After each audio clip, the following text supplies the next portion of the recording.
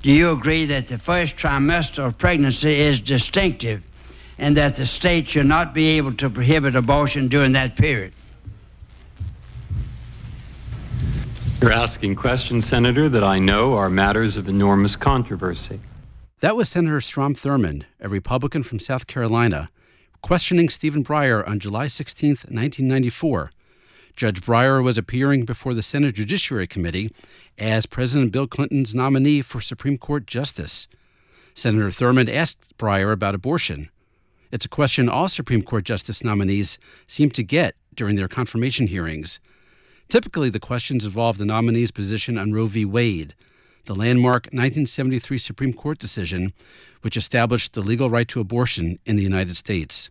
On December 1, 2021, the Supreme Court heard oral argument in a case involving a Mississippi abortion law. The law bans abortions at 15 weeks of pregnancy. Observers and experts say the Mississippi law is a direct challenge to the court's 1973 decision in Roe v. Wade. Some call it the most important abortion case in a generation. In this episode of C-SPAN's The Weekly, you'll hear what each of the 9 current members of the Supreme Court said during their confirmation hearings when asked for their positions on abortion and Roe v. Wade. Or, more accurately, as you'll soon hear for yourselves, what they didn't say after this. During a March 21, 2017 confirmation hearing, Charles Grassley pretty well summed up the history of asking Supreme Court Justice nominees for their Roe v. Wade and abortion positions. Here's how the Republican senator from Iowa posed the question to Neil Gorsuch, President Trump's first pick for the high court. I think the case that most people are thinking about right now, and the case that every nominee gets asked about, Roe v. Wade, can you tell me whether Roe was decided correctly? Senator, again, I would tell you that Roe versus Wade, decided in 1973, is a precedent in the United States Supreme Court. It has been reaffirmed. The reliance interest considerations are important there, and all of the other factors that go into analyzing precedent have to be considered. It is a precedent of the United States Supreme Court. It was reaffirmed in Casey in 1992 and in several other cases. So a good judge will consider it as precedent of the United States Supreme Court, worthy as treatment of precedent like any other. The question has been around for a long time. Among Supreme Court justices currently serving, Clarence Thomas has the longest tenure, over 30 years. The first day of his confirmation hearing as President George H.W. Bush's nominee was September 10, 1991. Senator Howard Metzenbaum, a Democrat from Ohio, posed the abortion question to Clarence Thomas this way. I'm not asking you to prejudge the case. I'm just asking you whether you believe that the Constitution protects a woman's right to choose to terminate her pregnancy. Senator, as I noted yesterday, and I think we all feel strongly in this country about our privacy, I do. I believe the Constitution protects the right to privacy. And I have no reason or agenda to prejudge the issue or to predisposed to rule one way or the other on the issue of abortion, which is a difficult issue. I'm not asking you to prejudge it. Just as you can respond, and I will get into some of the questions to which you responded yesterday, both from Senators Thurmond, Hatch, and Biden, about matters that might come before the court, you certainly can express an opinion as to whether or not you believe that a woman has a right to choose to terminate her pregnancy without indicating how you expect to vote in any particular case, and I'm asking you to do that. Senator, I think that to do that would seriously compromise my ability to sit on a case of that importance and that involving that important issue. Sonia Sotomayor was President Barack Obama's first nomination to the Supreme Court. During her July 14, 2009 confirmation hearing, Senator Herb Kohl, a Democrat from Wisconsin, asked about Roe. All right. Judge, the court's ruling about the right to privacy in Griswold laid the foundation for Roe versus Wade. In your opinion, is Roe settled law?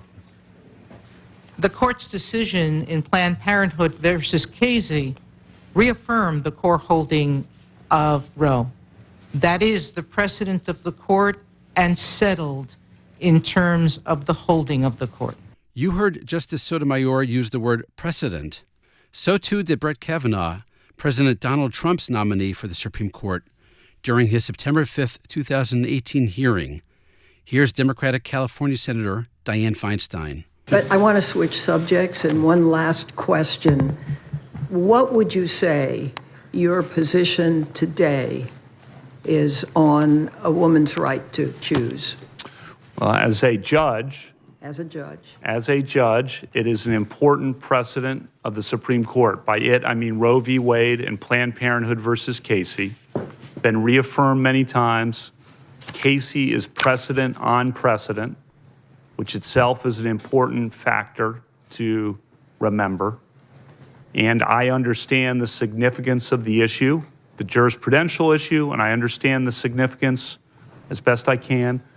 I always try, and I do here, of the real-world effects of that decision, as I tried to do of all the decisions of my court and of the Supreme Court. Elena Kagan was another Supreme Court nominee from President Obama. Here's her exchange about Roe v. Wade on June 30th, 2010, with Republican South Carolina Senator Lindsey Graham. Now, there's another court decision called Roe v. Wade that's being changed over time, being interpreted differently over time. The court basically held that before viability, the right to have an abortion was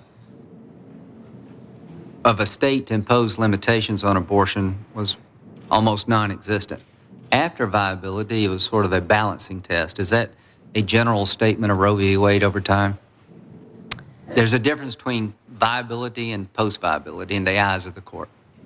As I understand the law after Casey, it's that after viability, the state can regulate as it pleases, except for situations where the woman's life or health interests are at issue.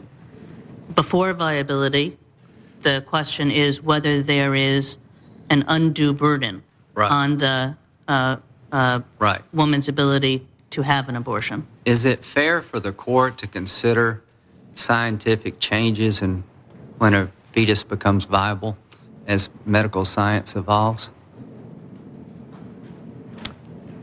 Senator Graham, I do think that in every area that it is fair to consider scientific changes.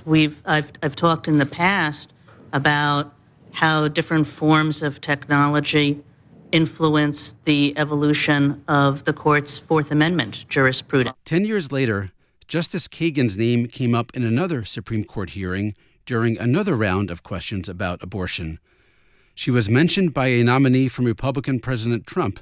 Amy Coney Barrett cited Justice Kagan during this October 13th, 2020 exchange with Democratic California Senator Dianne Feinstein. Justice Scalia, as was said earlier, joined the dissent, which took the position, and I quote, "We believe that Roe was wrongly decided and that it can and should be overruled, consistent with our traditional approach to stare decisis in constitutional cases."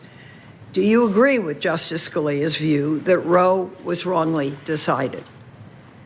So, Senator, I do want to be forthright and answer every question so far as I can.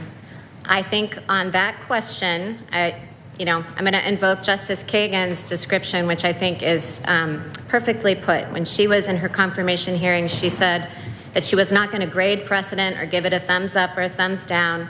And I think in an area where precedent continues to be pressed and litigated, as is true of Casey, it would be particularly, it would actually be wrong and a violation of the canons for me to do that as a sitting judge. So if I express a view on a precedent one way or another, whether I say I love it or I hate it, it signals to litigants that I might tilt one way or another in a pending case. Justice Barrett, citing Justice Kagan, wasn't the only time the name of another Supreme Court nominee came up during the abortion-related questioning. Let's go back to September 13th, 2005. President George W. Bush nominated John Roberts to be Chief Justice of the U.S. Supreme Court. Here he is responding to Republican Pennsylvania Senator Arlen Specter about Roe v. Wade. Well, do you see any erosion of precedent as to Roe?